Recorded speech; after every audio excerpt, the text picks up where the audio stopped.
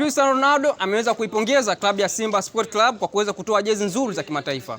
Ukiachilia mbali hivyo, Cristiano Ronaldo ameonekana akifanya interview na moja kati ya waandishi wa habari wakubwa duniani akisema kwamba timu ya Simba ni timu ambayo imetoa jezi kali kuliko timu yoyote barani Afrika kwa sasa hivi.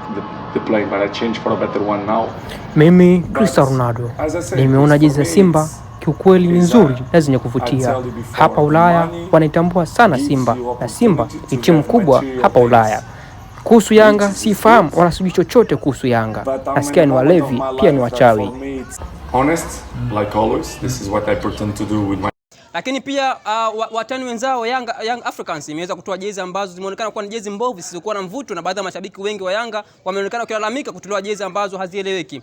Cristiano Ronaldo ameweza kufanya interview na kusema kwamba amekuwa akifuatilia Simba muda mrefu akiwa kwa Ulaya. Lakini pia nimeweza kuona interview hapa ya Cristiano Ronaldo akiwa akizungumza kuhusiana na yeye kuweza kusifia klabu ya Simba Sport Club. Niko hapa na mwanadada ambaye ni shabiki mkubwa wa Simba na lengo lake ni moja tu, ni kuambia wana Simba waandike nguvu moja. Simba andikeni nguvu moja. Kila shabiki wa Simba aandike Simba nguvu moja. Cristiano Ronaldo anaipenda Simba, Cristiano Ronaldo ni mwana Simba. Hivyo basi kila shabiki wa Simba aandike Simba nguvu moja. Tunawapendeni sana.